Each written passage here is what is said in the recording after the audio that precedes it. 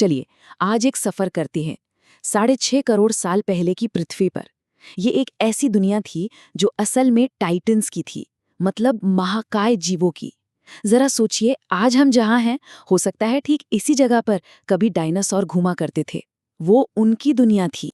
अब देखिए, इस कहानी में दो मुख्य किरदार थे। एक तरफ थे विशाल डायनासोर्स जो इस ग्रह के बेताज बादशाह थे, और दूसरी तरफ उन्हीं के पैरों के नीचे छिपकर जी रहे थे हमारे नन्हे से पूर्वज। तो एक तरफ था राज और दूसरी तरफ था बस जिंदा रहने का संघर्ष।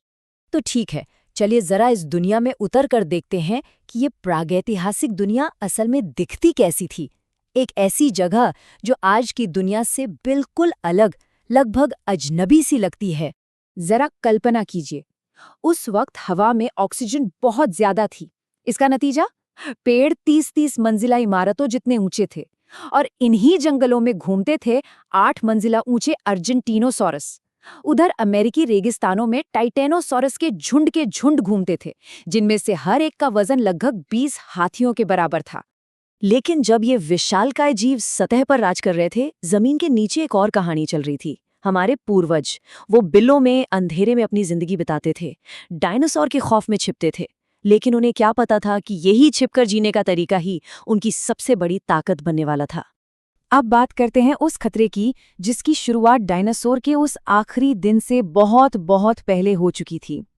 एक विशाल उल्कापिंड जो पृथ्वी से टकराने के अपने रास्ते पर निकल चुका था।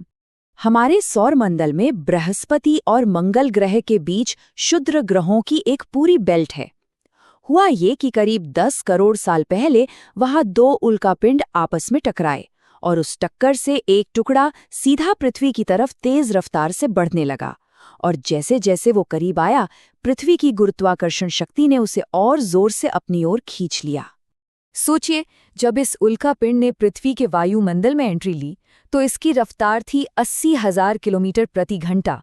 इतनी भयानक रफ्तार, इसी ने उस टक्कर से निकलने वाली ऊर्जा को अकल्पनीय रूप से विनाशकारी बना दिया।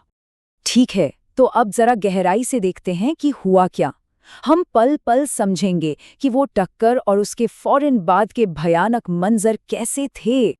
टक्कर से सिर्फ 4 मिनट पहले रात के वक्त भी पूरे पृथ्वी पर दिन जैसा उजाला हो गया।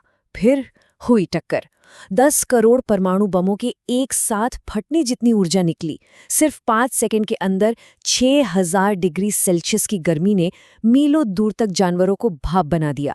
फिर आई एक जबरदस्त शॉकवेव जिसने पहाड़ों को समतल कर दिया, और कुछ ही घंटों में पिघले हुए मलबे की बारिश होने लगी जिसने दुनिया भर के जंगलों को जलाकर राख कर दिया।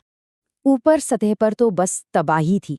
सब कुछ या तो भाप बन गया था, या जमीन में मिल गया था, या फिर आग की लपटों में घिरा था। जानवरों के शरीर उबल रहे थे, जंगल पलक झपकते ही सूखकर खाक हो रहे थे। सचमुच एक नरक का मंजर था। लेकिन जमीन के नीचे हमारे पूर्वजों के लिए अनुभव बिल्कुल अलग था।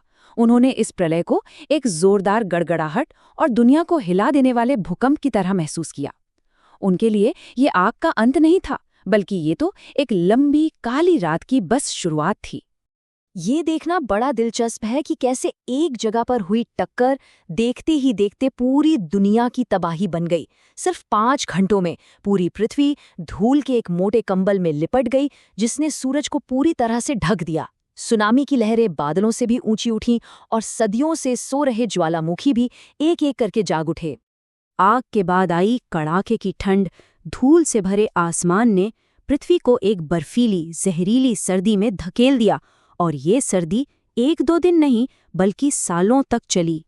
अब जो भी जीव बच गए थे, उनकी असली परीक्षा तो अब शुरू हुई थी। जहरीले बादलों से तेजाबी बारिश होने लगी, जिसने समुद्रों को जहर बना दिया, और सूरज की रोशनी के बिना धूल से ढकी पृथ्वी तेजी से ठंडी पड़ने लगी। कुछ ही महीनों में पूरी की पूरी पृथ्वी बर्फ की चादर में लिपट गई।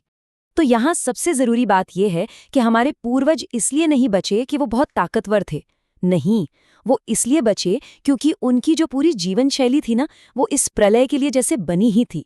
मतलब जमीन के नीचे बने उनके घर, उन्होंने गर्मी, गिरते मलबे और कड़ाके की ठंड से उन्हें बचाया।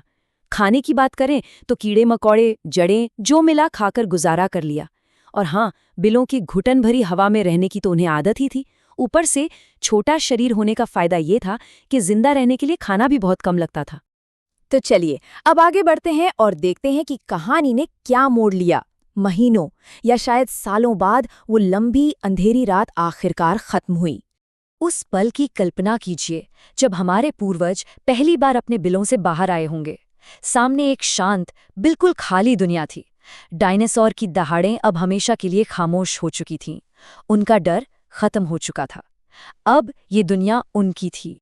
इस तबाही का असर कितना भयानक था, ये आंकड़ा साफ बताता है। पृथ्वी की 70% प्रजातियां हमेशा के लिए विलुप्त हो गई। ये एक ऐसा फिल्टर था जिसने इस ग्रह से ज्यादातर जीवन का नामो निशान मिटा दिया। ये सोचना कितना अजीब है ना कि जो घटना डायनासोर के लिए महाविनाश थी, वही स्तनधारियों के लिए और आखिरकार हम इंसानों के लिए एक नए अवसर का दरवाज़ा बन गई। ये हमें सोचने पर मजबूर करता है, आज हमारी दुनिया में ऐसे कौन से बड़े बदलाव हो रहे हैं जो किसी के लिए अंत साबित हो सकते हैं और किसी के लिए एक नई शुरुआत।